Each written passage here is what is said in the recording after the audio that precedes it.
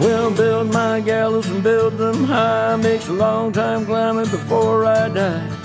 I want the chance. Hello everybody, welcome to Longbangers in association with Leaf Spirits. I'm Matty. Hiya, I'm Colin. Hello, I had to get the toilet snake out earlier. Toilet was blocked. Was it you that blocked it, John? I think it was a combined effort between me and the missus, to be honest. I think she did it first, but I definitely no help matters afterwards. Sure, thanks for that. We had a blocked toilet years ago, and my mate worked, he did like the premises stuff for HSBC. He says, "I'll get you this." And he came with this, it wasn't like a normal plunger, it was like an industrial fucking plunger thing that he gave me. It was fucking incredible. I would recommend getting one of them. I probably not done it justice with the description, but if you have any sort of blockages or anything like that, get one of these fuckers and it'll sort it out within about 2 seconds. Maybe we should try and get an affiliate link for an industrial plunger stockist. Aye, we should try and do it as if us putting the Hibs gears no enough. Right, well, we get stuck in this 2-2 against Dundee yesterday. It was billed as like a sort of not quite a must win, but maybe a must not lose game. A big game already this early in the season. Dundee, everybody was sort of talking them up, weren't they? Like they were free scoring and playing well, full of confidence. There was a Luke McCowan issue as well, so it was sort of like a fascinating matchup to start off with. I suppose we'll get your thoughts on how the team lined up. First of all, in fact, I tell you what, while I'm looking up the lineup, John, if you just tell me what you thought of the game overall, and I'll get the lineup together. I thought the game overall was entertaining, engaging, albeit it wasn't the best example of technical or tactical ability, I think. But I think yesterday, I was sat beside Leon Roggs. So it was like unfamiliar. It was an unfamiliar setting for me, albeit it was within Easter Road. I was kind of way over towards the away end, the old singing section. Aye, but like kind of like down the front, so quite close to the away end. So Leon was giving it big licks and inviting the Dundee fans out for a square go in that. Right. But the sun was shining, unfamiliar setting, unfamiliar position on the pitch, all that sort of stuff. So there was a couple of times I didn't really quite. I wasn't able to see as well as I would have. And actually, I think there's an argument sometimes that you didn't get to see things as well as you would have liked from a podcasting point of view, because you're stuck. Well, you can't really move. You've not got a bunch of eye views. You've not got the benefit of replays, all that sort of stuff. You're better watching on the telly to do a podcast about it. Yeah. I thought Dundee started well, put us under a bit of pressure, scored. I thought we were probably well in it for, like, do you know, I'm going to be honest here, like, I actually thought that despite their opening goal, despite their opening pressure, and even despite like the offside goal, I thought that we were well in the game. We got the goal back, we got a second, and I thought that we would see it out. And then there's just been that collective defensive slip-up again that's cost us the points. But if you go back to what you were saying at the start of the episode there about it being a must-not-lose game, well, we didn't lose, so we might as well fucking finish the podcast and look forward to extra time tomorrow. But what were you calling? What were your thoughts on the game? I thought I was disappointed in the end. I know it's probably a fair result, a draw overall, looking with hindsight, I suppose. But at the time, I felt disappointed. So I thought we kind of got to grips with them, and then we're fairly in control, took the lead. And then once we took the lead, I thought we were going to win.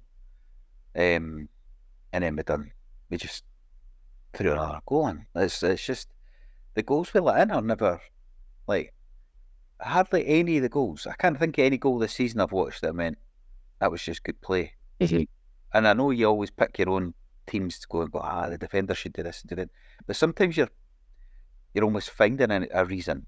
Whereas we're now actually letting just guys skip past them or just like no concentrating or short passes to the keeper, or the keeper not being quick enough off his line, or, you know, there's none that you go, like even McGregor's, you go, oh, what a strike, was my first reaction. Then I seen it back and went, there's fucking 4 of them that went to him.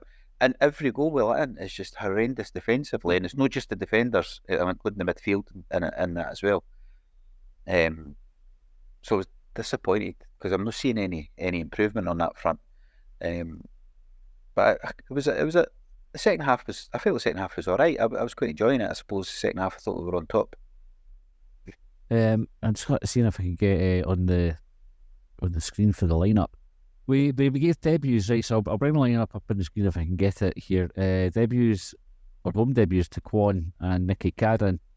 Start with Kwon. John, what were your impressions of his performance? I think I was saying to Leon at the game that the position that he was playing, it's still one that I think gathers or gains a lot of attention, or is able to kind of, how do I describe this? It doesn't really get a lot of attention, doesn't really get a lot of plaudits. I think, again, like from my vantage point on the in the East Stand, and where Kwon was doing most of his work, it was at the other right side of the stadium. So I think other people probably would have had a better view of some of the more subtle things that he would maybe would have been doing in his game. I didn't really have too much to say about him, because I think I'd maybe said yesterday as well, I think there was some good, I think there was some bad, so it's hard to kind of judge. I don't think we're able to make a determination because it's his first game for Hibs. I don't know. I think you probably have to apply the same as we've applied to some other players, like Kieran Bowie, for example, coming on. Like, he's still had pre-season, he's still building up fitness, etc. I think Kwon, did they get, was it like 45 to 60 minutes? About in that region? an hour, yeah. It was about an hour roughly that he got, yeah. Yeah, so, I mean, he didn't look stinking, but he also didn't look amazing. So I think it's going to be like a watching brief, if you like, see how he gets on. Colin, I'll get your thoughts in a second, but this was the team, right? So we obviously had Bursick in goals, Miller at right back, Ekpiteta and O'Hora as the centre halves, and Obita at left back. Then we had Newell, Kwon, Cadden, Molotnikov, Boyle, and Kukarovic, whichever we're going for this week. I think I went different there than we had done last time at Karovic. Colin, when you saw the lineup, were you happy enough for it? More or less. I done this week, I done that prediction on the fan hub thing of the team, and I got 9 right. So the 2 I got wrong were I had dropped Miller, and I had Obita in a back 3 on the left of a back 3 with Ekpiteta and O'Hora, and I had Boyle out as well for Bowie. So that was the must have been. I mean, I must have missed somebody else here, because I must have had because I said was I had Miller out, and I never said who I had in. Was it Cadden? Jeff Chris Cadden? Oh, it was the other back? Cadden. I had the 2 Caddens, aye. Yeah, that's right. That's what I had. So, and I kind of wish that's what he had done, because I think Miller had a great game at all. I don't think he's been good this season. And Boyle got a cracking free kick and man of the match, which I was a wee bit surprised at. Aye. But I do think that would have been a better selection, my one, John, than this one. John, do you have any issues with the lineup? Aye, but it is probably a reflection of my own stupidity that I couldn't quite work out what formation, how exactly it was that we're going to line up. I had to get my mate McBee's wee laddie to try and explain it to me. But other than that, no. I mean, I think Nicky Cadden came in for. Was that because we moved Molotnikov into the middle? I can't remember exactly, but it was a wee bit of surprise to see Nicky Cadden start. But again, like I'm trying to take the point of view these days that the manager picks the team that he thinks is best to beat the opposition. So I just went with that. Colin, what did you think of Nicky Cadden's performance?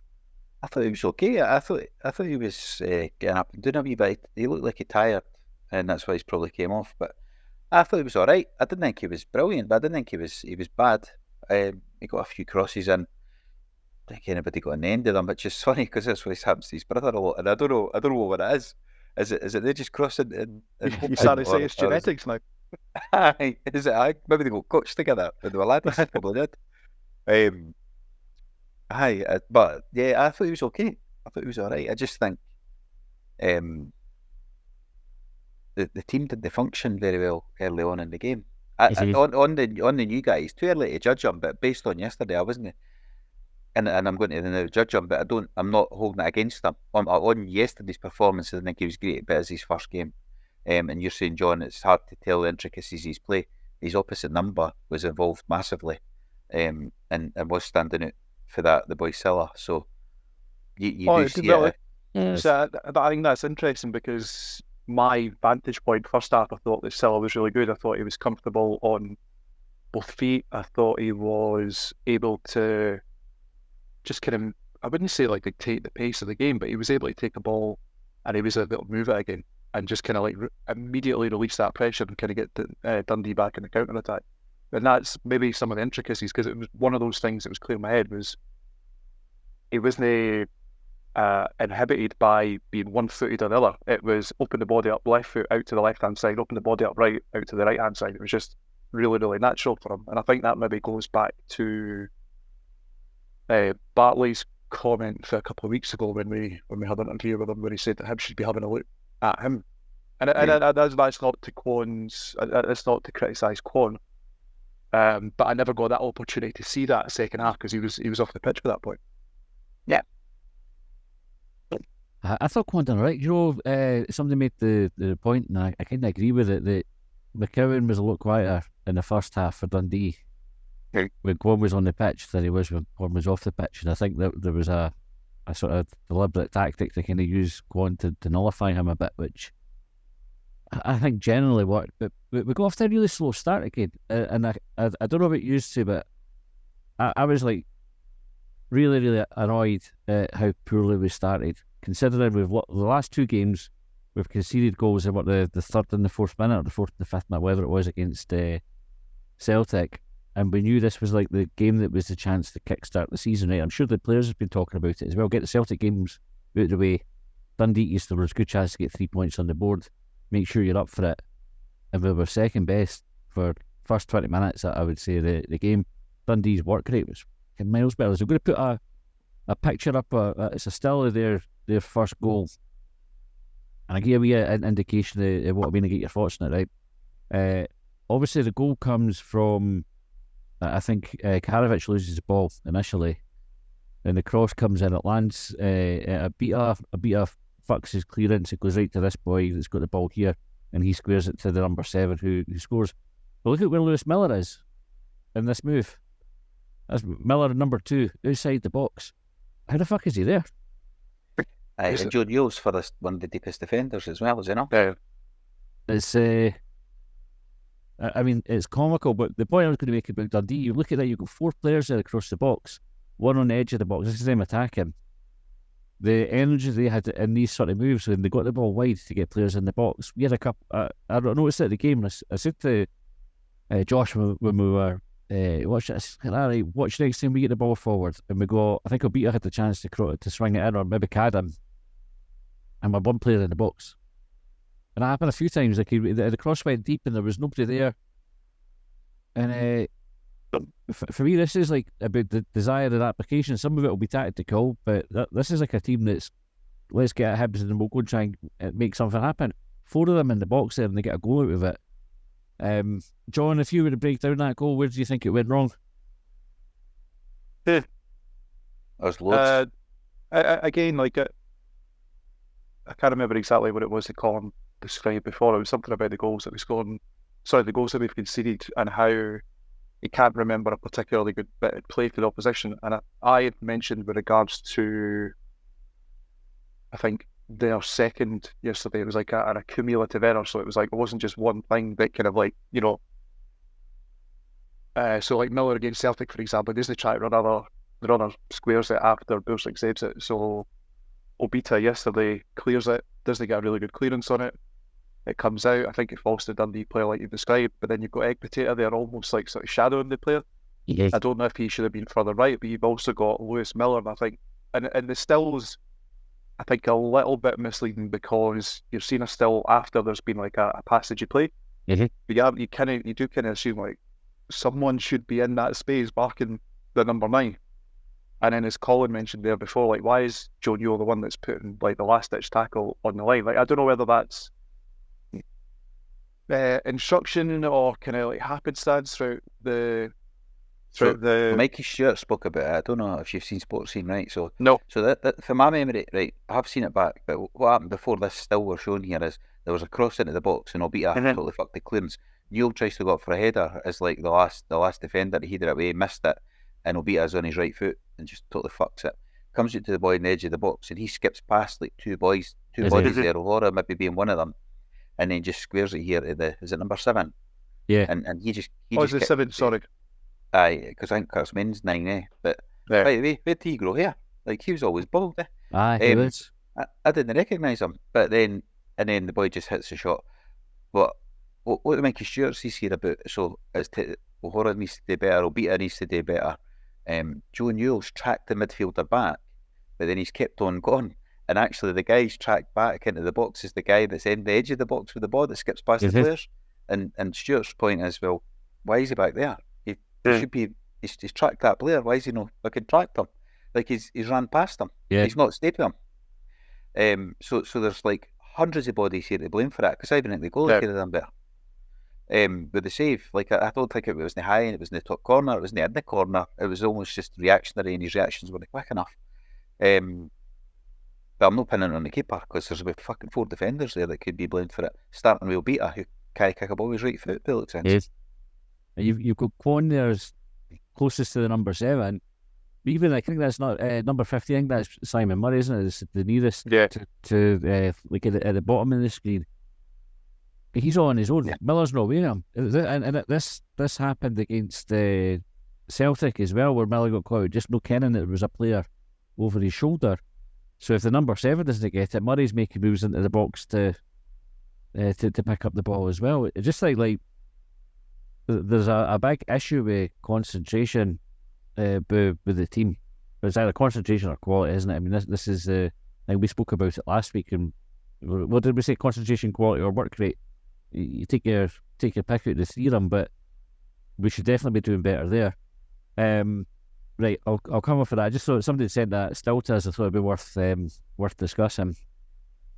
We did find a way back into the game though. I thought like as after Dundee had the disallowed goal, that kind of woke us up a wee bit. I didn't realise that was as close. You seen that? How close No, that was to being on? I've seen how close. I actually thought it deflected the house. The game I thought it'd come off a Hibs player, and I just assumed it was going to be a goal. But then when they checked it, I was like, I'm going to make a wee bit of luck. It did come off that. It was the play before. The boy Murray hit the shot, and it hit the Dundee player, and it bounced back out to the guy that hit the shot. So it was the one offside for the that was what was offside. It was a kneecap offside at about but offside's offside. We learned that last season. Played the defence then. Yep, played a good line. That's what we'll go with there. I thought it deflected. When they gave it, I thought it deflected. I hadn't seen it back. But we found a way back in. The Newell goes in a wee dribble, gets fouled at the edge of the box. Colin Boyle takes a free kick. It's a good one. Walk us through it. Yeah. Aye, so they hit it and it went in at the near post. The quite high, no top corner. Again, I'd be questioning the keeper, but it was a good free kick and it was a good strike. That was the end. I was sitting. I must have been right opposite you, John, in the west. But so it looked like a cracking strike. Having seen it back, it looks quite good in the telly. At the time, I thought, oh, that's a good goal. And then I thought, was it that good? But actually, I think it was. So I'll give him the credit for it. Just enjoy it. I did. And then after it, I thought, was it as good as I thought? Or is it one of them? Because I thought, well, wasn't the top corner the position? If there's anything I've learned about instant replays for playing Pro Evo back in the day, is never look at the replay because it's always much better, like in the moment, like the celebration. Yeah. He never celebrated though. No. What do you think that was because he knew we'd been shite and it was just like a kid having a bad mood? There's like to show everybody like, fucking we can't be happy with where we're at. We need to be doing better. That's how I kind of took it. It was just like we've been shite. Let's just get back on with the game. Right. I wonder if there's maybe like a wee bit self-awareness at play there, because I think we'd have been having a really different conversation had Martin Boyle been, I don't know, like pointing to the sky or diving about the pitch. Aye, like I think you're right. Like let's just fucking get on with the game. Aye, I don't mind that. To be fair, so we go in level at half time. Second half we started much brighter, John. Like we came out with a bit of purpose, the sort of the energy and the initiative that was missing for the first half was evident, and we put Dundee on the back foot. made a couple of subs. Bowie came on, puts us in front. What do you think of Bowie's goal? Yeah, it's funny. It was a really good goal. It comes from, I think it starts with a throw in for Chris Cadden, and Bowie just kind of takes it in, turns one player, holds off the challenge of Luke McCowan, and he slots it underneath the goalkeeper into the far corner, but probably not far enough for Colin to really enjoy it. I did. No, I thought it was a good goal, cracking goal. What I really liked about it, I really appreciated about it, it was during the minute's applause. Aye. And I thought, how good is that? How nice a moment is that? But like, because that never happens, eh? It never feels like it happens. I can't remember it ever happening. It was like a nice one for John Campbell. Aye, good finish for Bowie. I think it just adds to my desire to see him start games and start as part of our front two, because I think in the little that we've seen of him so far, I think you've seen in that sort of area has been really dangerous at the bar against Celtic. He's got his debut goal at Easter Road. Well, sorry, no, not his debut goal at Easter Road. He's got his opening goal for Hibs. He's opened his account. I thought it was funny though, like, that he'd held off Luke McCowan in the challenge, because I wonder if that, like, it made me wonder if folk would look at McCowan differently and say, oh well, he's not strong enough, he's just been easily brushed off by one of our players, so get him to fuck. Because that seems to be the way that some Hibs fans are. Like, we just really look for the negatives and everything. I think it's a difficult one and I would say the same with the challenges for the Hibs defender, the goal that we just looked at there, is you have to be careful, because one false move and it's a penalty. So I think McCowan could have done that much better. I mean, Bowie's like a physical lad. We saw him do it to Carter Vickers, who's one of the strongest defenders. Like, nobody's really criticised Carter Vickers for getting knocked off the ball easily or not being physical enough, and he did it to him. So if he can do it to him, he can do it to Luke McCowan. So I would hope they would be judging him just on his role in that goal, unless he doesn't sign for us, and then in which case I think we should use that as evidence of why it was a good decision not to sign him. That's how we decide how we use that. Aye, good. This up for future arguments. Good. Yeah, if we sign him, just fucking ignore it. Nah, it's not relevant. If we don't sign him, then fucking obviously that's why we've not signed him.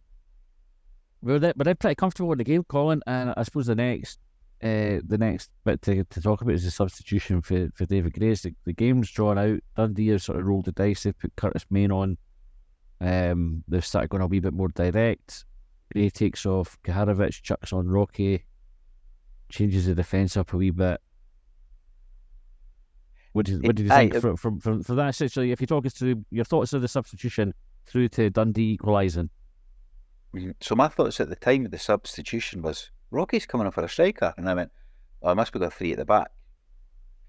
And then once we went 3 at the back, which I suppose you go, well, there's maybe sense in it, but within because we still got Bowie on the pitch, right, to play up front, so we've still got a striker on. It's not like we're going strikerless. But that's just reminded me something. Somebody talking shite about a false 9 at the game, right? Anyway, right, I was thinking, you can't play a false 9 if you've got a fucking number 9 playing, eh? Like he's playing it. Like, must be just fucking Football Manager folk, eh? Anyway, right. So then I went and I watched the game and I thought, at least twice, 2 players went for the same ball. Like, I think there was one instantly after Rocky immediately, yeah. And then there was another one, and I can't remember who was involved. Nah, it wasn't Rocky though, because I appreciate Rocky's fucking got to get the blame for this 40 bits, which it wasn't his fucking fault. It was the going 3 at the back seemed to cause confusion with which I've seen before talking about Nutella. I've seen Carragher and that talking about it, how different it is and how different areas you cover and all of that. So switching it mid-game like that, yep, it seemed to cause confusion and it seemed to put us in more bother. It felt like we were in control, and I don't know if he was trying to preempt us losing control because they stuck an extra striker on, or if he was thinking, we drew loads of games 2-2 last year, I'm not letting it happen again. But I actually felt before the substitution that we might get a third and win 3-1, which was Mace Folk's prediction on the phone the other night, rather than lose to go 2-2. But bringing 3 at the back, I just think it caused us more bother than anything else. There's a delay in communication wise, which is poor, because these guys should be able to communicate that map fucking ball sort of style stuff. Yeah, but And that's what, I don't know, they just looked a bit all over the place after they went 3 at the back. John, what about you? Can you understand the thinking behind the substitution?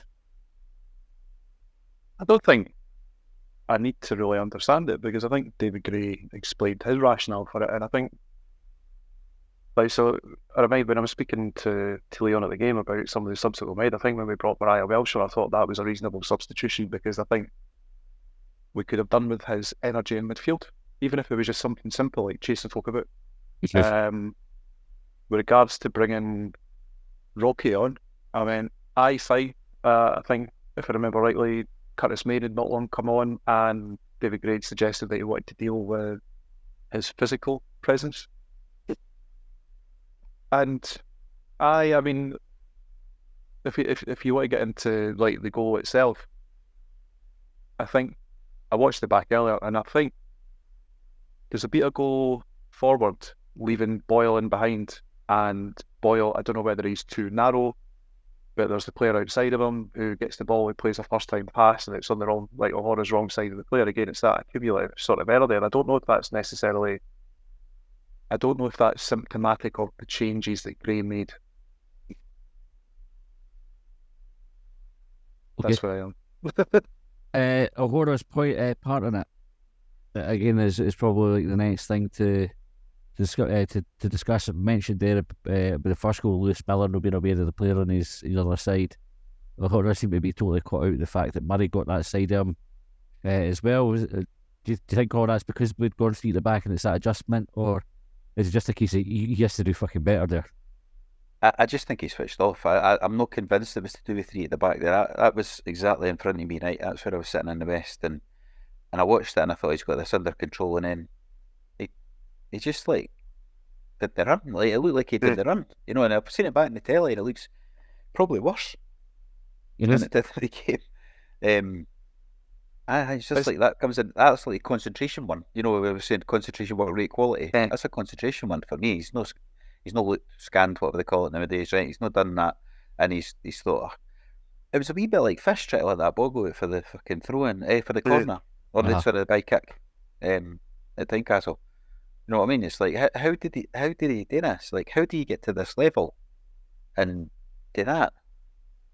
Aye, because I think he could easily do it. It looked like anyway for the stands. It looked like he was in control of the situation until turn on his left foot and bang it up the line. He could have put it for a corner, for a throw in. He could almost like and rolled it back to the keeper. He had like every option apart from he never done anything in the end. Yeah.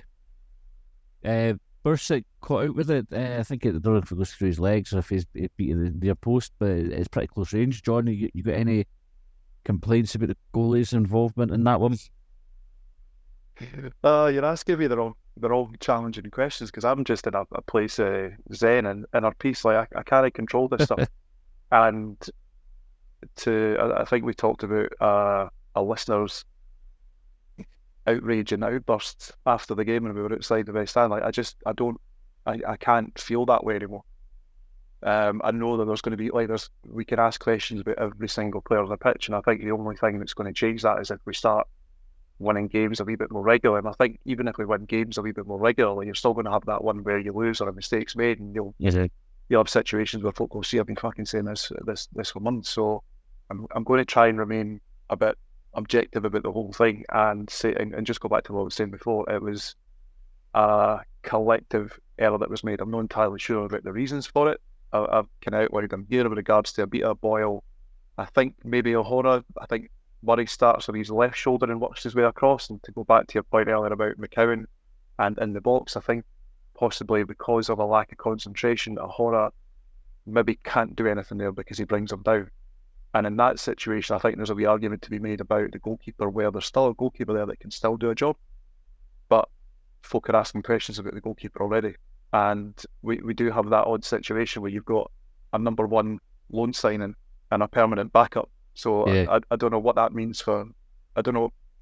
It's another kind of eyebrow raising curiosity. It does seem strange, that, doesn't it? Yeah. I'm not aware of. I'm not aware of that ever happening previously. But Arsenal did it last season. Was it Rea? Oh, Rea. Oh, yeah. And they had He was on loan from, I think it was maybe Brighton or Bournemouth, and they signed him permanently this summer I didn't know it. window. And they had was it Ramsdale? Was their goalkeeper? Aye, still Is on the it? bench. Aye. And they swapped him out. So there is precedent for it. If Was there no? Is that not a weird one with Ramsdale? Did they not? Did Fabregas not go with Raya because he's maybe a bit? I don't know if he's a better shot stopper, if it was better distribution. It'd be the distribution. Because I think Ramsdale was kind of like second in line to Pickford and kind of challenging them for the number one spot, and then last been fucked because Fabregas had got someone else in. Anyway, Arteta. off topic because it's Arteta. Sorry, Yes. wrong Spanish midfielder. That's all right. Right, yeah. Anyway, right, we're no the Arsenal podcast, right? Let's go to talking points because I've kind of thought we would cover the game in less time and do more time in the talking points. We've done it a wee bit arse for tit there, but we've probably covered quite a lot of stuff that comes through in the talking points. Anyway, right, first one that we've got was for Richard Harkis, who says, I'd like to raise a talking point for Longbangers if I could. What the hell is going on with Abita? He is a shadow of his former self. Is there something going on we're not aware of? I thought against Villa he was one of our standout players and best player last season too. He is just awful now. His fall from grace is scary. Abita hasn't had the best start to the season. I think it's fair to say. What do you think is going on, Colin? I don't know. Maybe all the chopping and changing with the defence and stuff. New defence settling in. I actually thought he covered well second half. You know, when he does he's the furthest man back on a attacking corner. And they were breaking away. There was 2 or 3 times he swept it up really well. But other than that, I thought he was good last season. Yes. Came on to it, like, he was decent at the start of the season, and he got better as the season went on, and he obviously got Player of the Year. But we spoke about why I think he got Player of the Year. Yes. At the end, but I think he's a good player. I just think he's maybe going through a wee bad patch. Does John? Do you have an opinion on it? No, despite the other piece, I do. I thought the opening goal, he's obviously fucked his clearance. Like, players have fucked clearances before, they've conceded goals before. I think he's also played his part in the second, but as Colin mentioned there, there has been really positive parts second half, where he's been down kind of in front of me, where he's just been doing the things that I think brought him to people's attention last year, just like putting his body in the way, shielding the ball out, making interceptions, and getting crosses and all that sort of stuff. But if you do cast your mind back to last season, I think, and this isn't a revisionism, and it's not me saying that he was like the best of a bad bunch, but Hibs were poor last year, and I think he stood out. He was probably more consistent than the rest of the team. Was there someone else I was going to say? Can't remember. The other thing I was going to mention as well was that he wasn't without his flaws last year as well. There was definitely a couple of goals that he also was kind of like part of that collective failure. That being said, like, there has been like just, I don't know if it's like a concentration thing or what it is, but if you cast your mind back to, I think it was a Celtic game at Easter Road, there was like a really simple thing where he just had to take a touch on the byline and then clear it, and it's almost like he decided, I'm not going to take a touch if I can run out of play for a corner. They're the things like I know that we talk a lot about like player perceptions and that. They're the things that I think start to plant a seed in people's minds about the negatives rather than some of the positives that the player does have. And he definitely had his positives yesterday. Unfortunately, it was kind of bookended by those two goals. I think he had a good second half. I thought he actually made some really important tackles and kind of stopped a couple of Dundee breaks as well. But the first half performance left a lot to be desired. I don't know if it is maybe just like a case everybody adjusted to like a new way of playing under Gray, and we've not ever settled 11 yet. Still, even shape wise, it's no settled. So it's funny actually when you talk about being unsettled and like a new style of play, or whatever. Like, is his third manager in what? How many months? 12. Aye, not bad going. Right. Next talking point that comes from Stephen Lumsden. I'll put this one on the screen because it's quite amusing. Stephen sent us his talking point. It's just his, I think that's an Apple Watch or whatever. It says high heart rate. Your heart rate rose above 110 BPM. Well, you seem to be inactive for 10 minutes from 7 minutes past 3. Aye. It speaks for us all. Have you? Aye, it's just a funny wee talking point, but I think that's most of the goalie. I think the goalie was getting everybody's backs up yesterday, especially after we were 1-0 down. There was a lot of sort of clamour for him to do something different with his kicking. Whether he went long or he went short, folk weren't quite happy with it. In fact, there was folk around us who were on at him before he got the ball for one of the goal kicks. It was like we're I no. thought it was how quick he was doing it rather than what he was doing with it.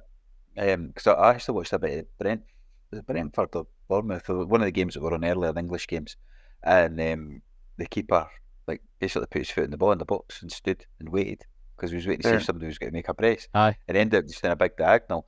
But it's like that's what it's like what he was trying to do, but we were like getting beat 1-0, and it was like get fucking moving, like what are you waiting on a press? But we need to get the ball forward. That was kind of that's what I thought folk were complaining it rather than the option.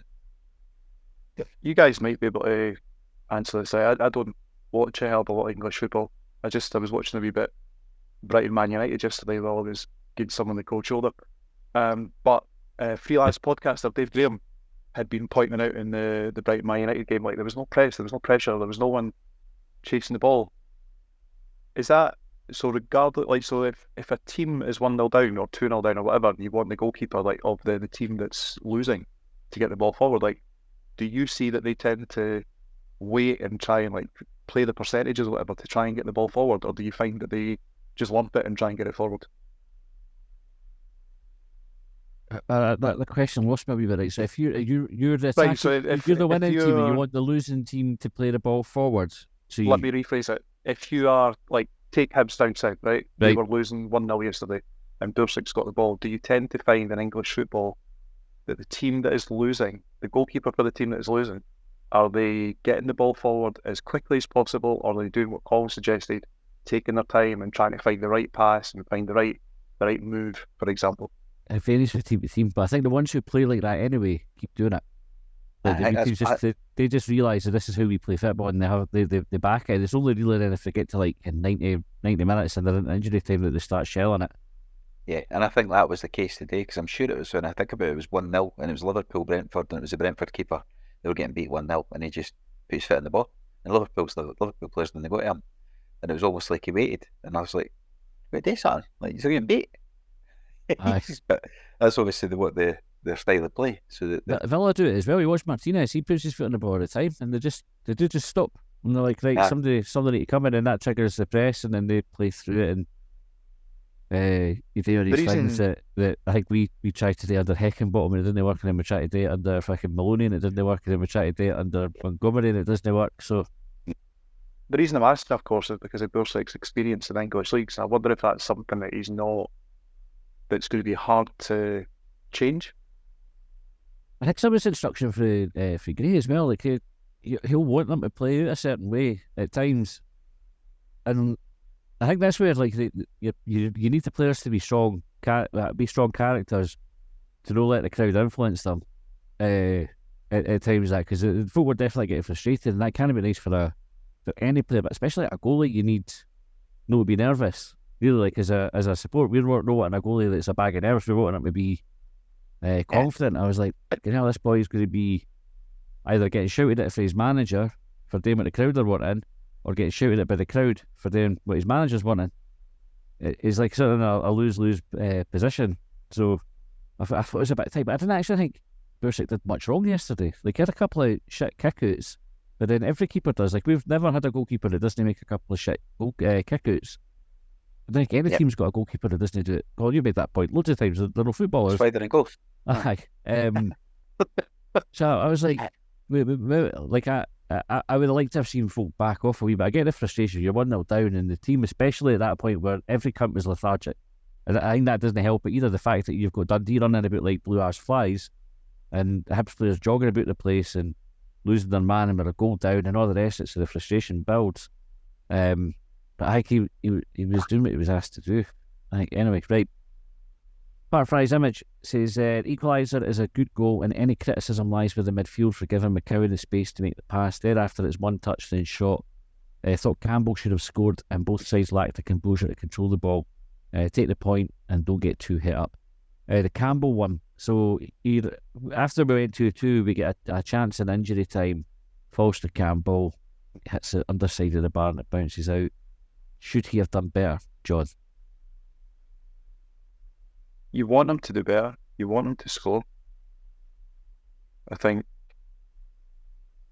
I feel like it's. I actually didn't like that terminology that comes from like Sky Sports now. You should have done better. They're like, of course they should have done better. We wanted him to score. He didn't.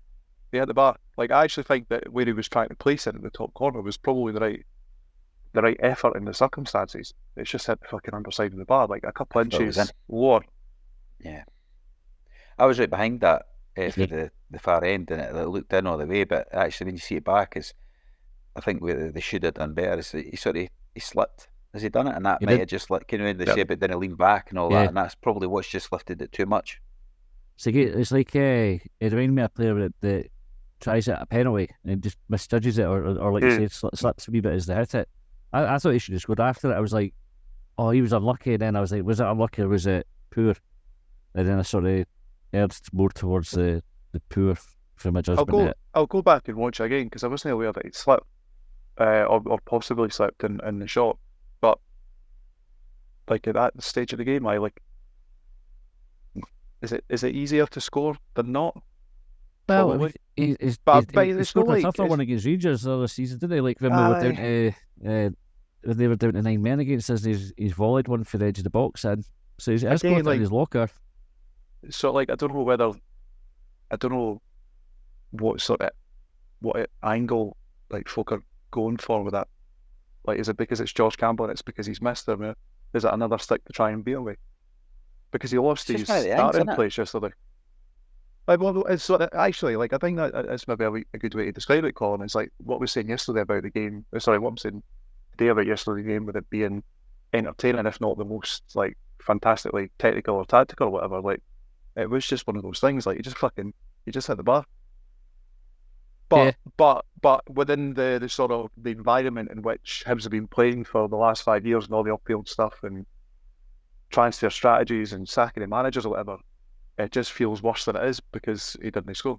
And to be fair, like I actually thought that Hibs were going to win yesterday, and it was a wee bit disappointing that we didn't. But I'm trying not to let it ruin my inner chi. Steve McKenzie, who does not I'm like going to VAR. get fucking slaughtered on Hibs.net, aren't I? That fucking dick, get him off. He's fucking shite. Like we say with everybody's opinion, John. You're allowed it. Everybody's like, you're not right, you're not wrong. Do you know, it's just your opinion. You're allowed it. We didn't slaughter anybody's opinion when they send in the talking points. It's all valid. Folk are allowed to disagree with you. Doesn't mean you're a bad person. Right, Steve McKenzie says, we are awful, squad full of gutless wonders, but not their fault. It's the recruitment team's fault for bringing them in. Anyone that thinks that's a group of players that's good enough for Hibernian Football Club needs locked up. Colin, what is good enough for Hibs? Well, I suppose a team that gets us to where we need to be, or where we target in the league, John. I think it's difficult to say. We've signed 9 players at 9 of 10 that are in the door now this summer. It's alarming a wee bit, Colin. I don't know if maybe this is one that we take into extra time tomorrow. Just kind of have a wee reflection of where we think we're at with the squad now. With 9 players and folks still talking about us needing a goalkeeper, a centre half, a striker, midfielders, and like it sounds like the perception is there's a lot of work still required on a squad that's just had 9 bodies brought into it. That's mad, isn't it? Which is we were shooting for 8 at the start of the season. We've got 9, possibly 10 if McKeown signs. But this is because we've conceded really soft goals. Yeah. If we hadn't been conceding these soft goals, folk would have been comfortable with, it's not allowed us to shake the soft centre tag and all that, is it? No. Because we've been chucking goals in. If it just even if it drew these games 0-0 rather than, we never lost them. You know what I mean? Aye, but I can that sounds daft. But if it's because we've chucked goals in that's kept the soft centre, that's where I can't really say something about soft and something about mentality. Gutless wonders. So that's because of that. Losing a late goal again. It's like, oh, here we fucking go again. Nothing changes. Players change, but nothing changes. You know what I mean? That's the managers change, but nothing changes. That's where he's coming from there, and I can kind of see that. But you'd like to think that the bloody son about it, but until we see actual actions rather than words, then it's got to keep getting said, isn't it? Right, John, you say this one. David McNiven said, our defenders can't do the basics of defending very well. Horror sub by Gray taking Kukovic off for Rocky when we're the team on top and looking more likely to get the next goal. Just signalled to Dundee, come and have a go. We're sitting in from now on, which they did, and we can't hold on. Was it? Did you feel it was inevitable when that sub was made? What was going to happen? What was going to come next? I didn't, but I'd also had 4 or 5 pints before the game, so I had a really happy buzz on. No, I mean, aside from what we described with the Rocky substitution when him and Equity got in each other's way trying to clear a ball, I never felt that it was inevitable. I never felt that we were being swamped by Dundee. Sorry, remind me of the question again. Just did you think it was inevitable like that? No, did you see it coming? I didn't. And I think I've maybe described before. Like I've been at certain games where I thought it's coming, and I'd never got that impression yesterday. Like after their first goal and after the upside-down that we described earlier, when we went 2-0 up, I thought, I think we're going to finish this 2-1. We might get a third, but I think we'll finish this 2-1. I didn't get the impression that there was going to be a sucker punch, the sucker punch coming. I don't know whether that was because of the vantage point I described or ignorance or being half-pissed, but it never felt inevitable to me. What were you calling? I'm a wee bit like that. I'm a wee bit the same. I actually was confident enough to say to my daughter and my wife, it'd be nice to have only a 2-1 win this season, right? Because I thought, I thought about it while I say it, because I thought, I'll get called, I've jinxed it and all that. And I thought, nah, I'm fairly comfortable here that we are going to hang on to it and I'm going to say it. And obviously, we also know for one of our chats we're in with the guys from Whiskey Row that I think we thought, we've definitely fucking won this one. And nah, same old, different faces, same result. Aye. I was worried when we made the sub. Like I say, I can totally understand why the sub was made. Like David Gray's rationale makes sense. When it happened, Josh and I were talking about it. He's saying, "Well, this is where we're going to give up territory. This is going to invite them on," and then it's just a case of hoping really that we can keep them out because we were handing over the momentum to them, which is what happened, and then we're just not good enough to hold on to a lead. And it's like we're too. See if Kaharovic. So Gray's rationale was Kaharovic was shattered, so he wanted to bring on a replacement for him. Yeah. If he'd left Kaharovic on the pitch and Kaharovic was shattered and everyone could see that he was knackered and everyone could see that he needed to get taken off and replaced. But if he'd stayed on the pitch, that surely would have allowed one of their players freedom to get forward because he wasn't able to keep him occupied. So put McCarthy off. Or Amos, yeah. Like, do you know what I mean? Like where we ended up giving up territory. But both of those players, and this is maybe the thing that aligns itself with like recruitment strategy or the way that supporters. I'm not using it in the sort of like the royal supporter.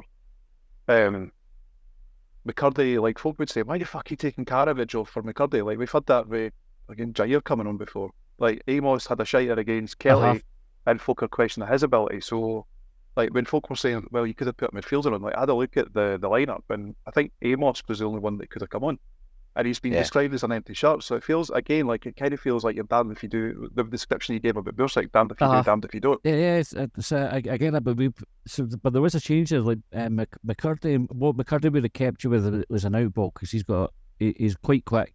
Like we still had Boyle on the pitch, so and you can see we tried to get in behind them a few times. Like Bursic had gone long out to the, I don't know what you call them, the channels out wide, try and get in behind them as they were attacking.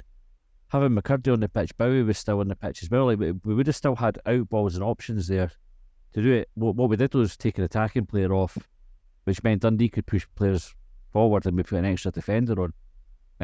It did. I don't think there's any question that it changed the momentum in the match. That we didn't really look like losing, didn't look like conceding to them being. See, how would we have responded to Curtis Main coming on then? How would Curtis Main coming on be impressed by replacing Karavic with McCurdy or chucking Amos on. It doesn't react to it, but at that point we didn't see what impact Curtis Bain was having. But this was the point I'm making about how I'm loath to hang David Gray out to dry for the substitution, because if he had done nothing, or if he made the sub that I'm saying there and kept to McCurdy or another, even if he had kind of like my leader for last season, for example, and put him in instead of Karavic, right? So just swap like for like, and then Curtis Bain scores a goal. Everybody in that stadium, like all eyes are going, why did he not make a change earlier? Why did he not put Rocky? Rocky's on the bench. Bain's coming on. Ken's going to try and win headers in the box, put another centre half on. And that's a sub that everybody would have called for if he hadn't made it and would conceded. He didn't make the sub. Why do you need 3 centre halves? Because you bring one centre forward on the headers a boiler. It's just because they've put an extra man into the mix to get on the balls. So this is what I was saying. Like you ideally you wait and see whether or not it makes a difference. Like you wait to see, do we need to make the substitution rather than going, let's do it.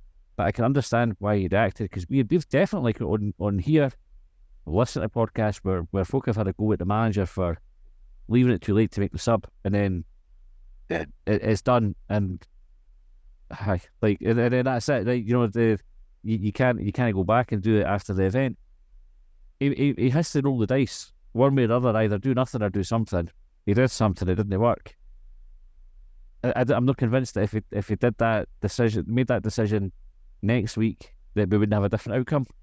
So I get why he did it. I don't think it was like some people call it the worst sub ever and stuff like that. I don't think it was supposed to be the worst sub ever. He wouldn't have thought by bringing him on that the defence would all just start talking to each other and get in each other's way.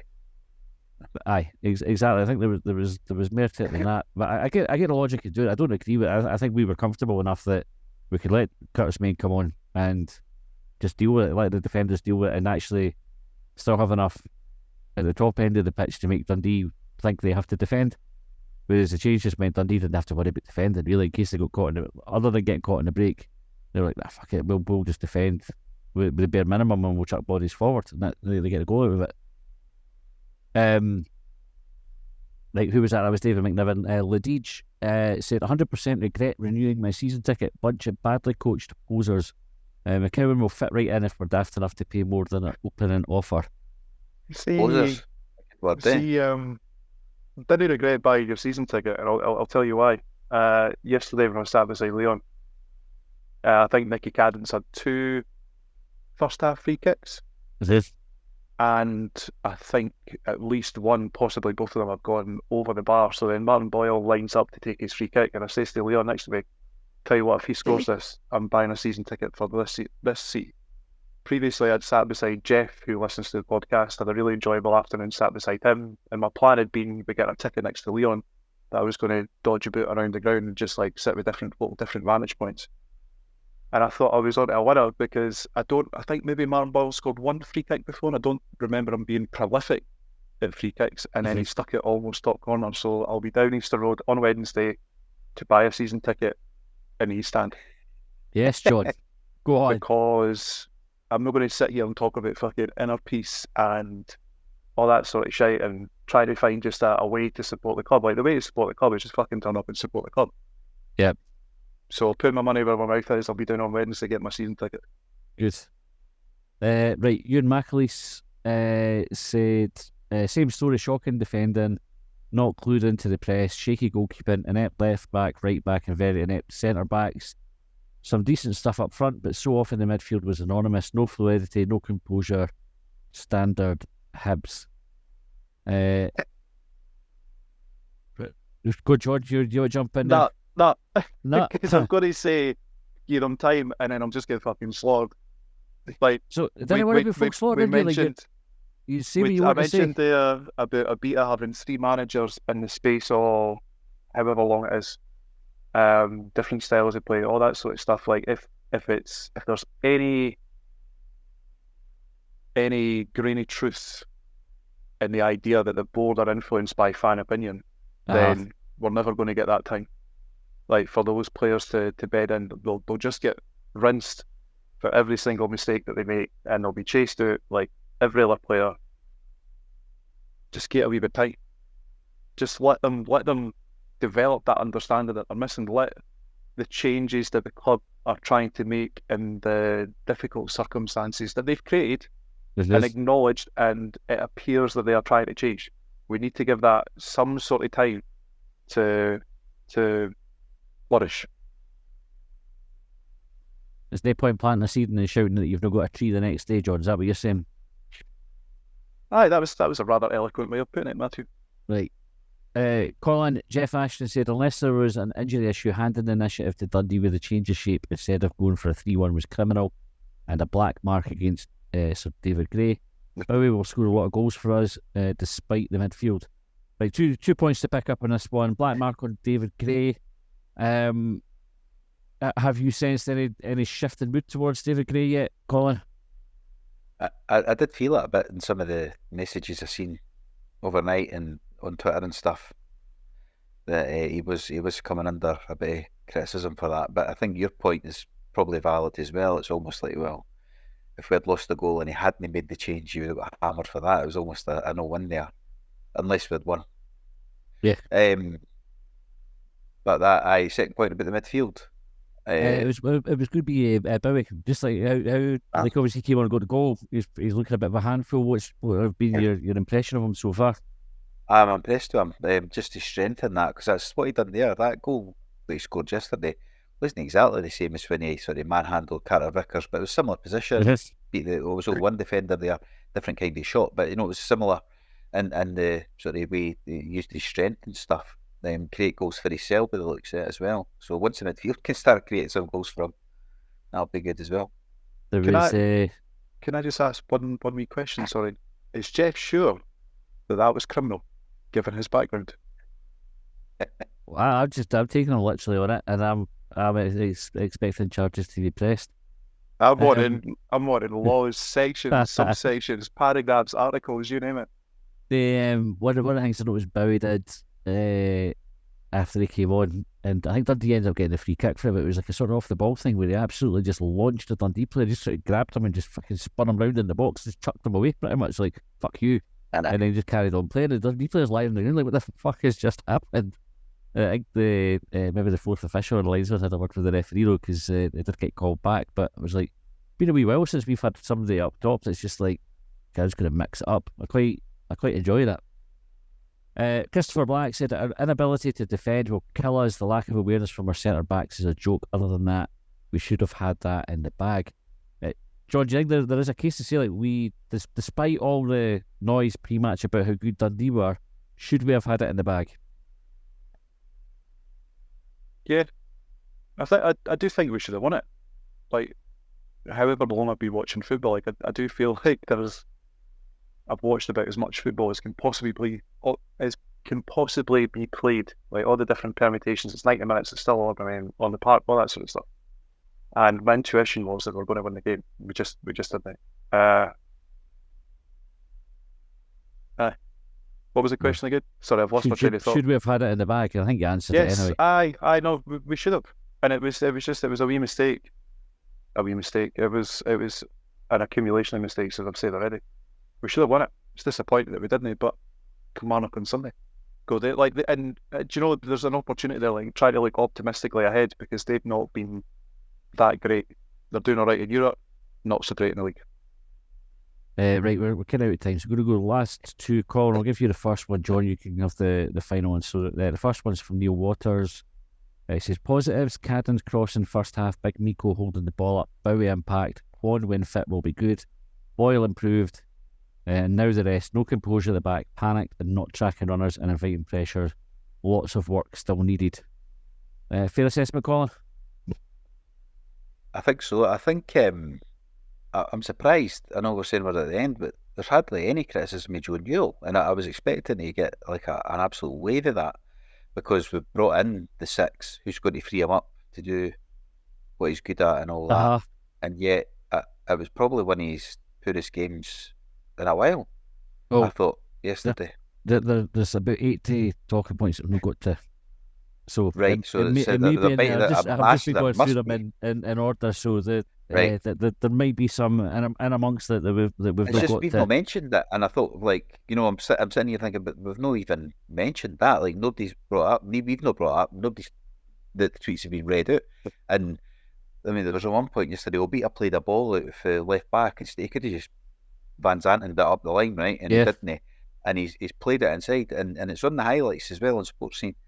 At the time, I thought, you didn't even go to that, and it's only. It's sometimes you're thinking I'm in the West Up, or maybe it's the perception I've got of it. Yeah. You shoot in the telly and you think, he just didn't move. He just needed to go 2 yards to the side, and he would have been on it. It was a fine pass. And Obita's probably getting caught up in Obita's negative list. But you look at it and you go, you just watched that go past him. It's like he didn't want it, which is also similar to last week's game against Celtic, where we're all moaning about. Well, I'm moaning about the keeper, but a lot of folk were blaming Ekpiteta for the pass back to the goalie. But the reason Ekpiteta's passed it back to the keeper in the first place is because no midfielder shown for the ball. It's like they didn't want it. Aye.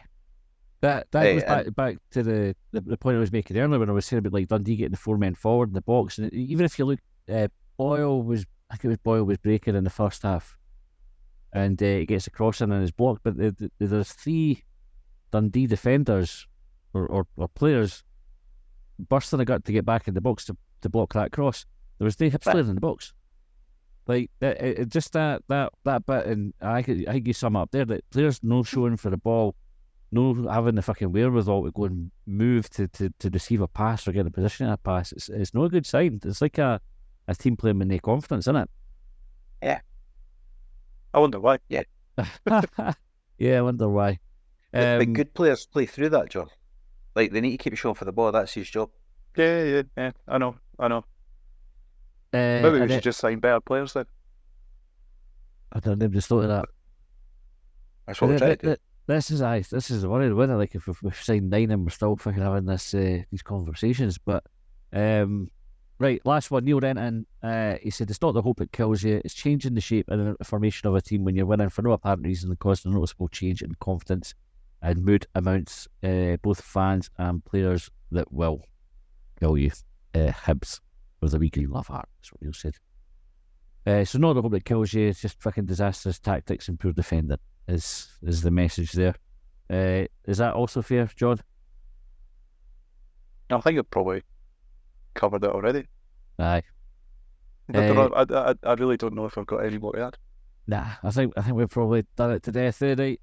Thanks very much. If you did send in a talking point and we've not got to it, it's just a timing issue. It's not because it was not a good talking point and or anything like that. So don't feel disheartened. Please do keep sending them in. We'll be back with extra time for subscribers tomorrow night.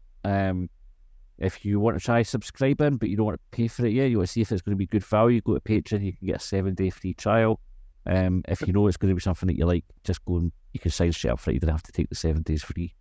Although why would you know? Take the 7 days free and then just delay how long you have to pay us. So I go to subscribe there. You can also catch us on YouTube, but you'll get the subscription content and everything ad free if you become a YouTube member, if that's how you prefer to watch. And then we will have our phone in on Thursday. So the phone ins have been really popular. We're looking to get new faces on it all the time. So if you are a subscriber and you want to join in the conversation, keep an eye out on wherever you subscribe. We'll put the Zoom details up on Wednesday. And we'll be there from about 8 o'clock on Thursday evening, so tune in for that. In the meantime, Colin, John, thanks for coming on. Thanks for listening, and we will see you next time. Well, they trailed me down when I broke free. I drank all the whiskey in Tennessee. I don't drink water, no.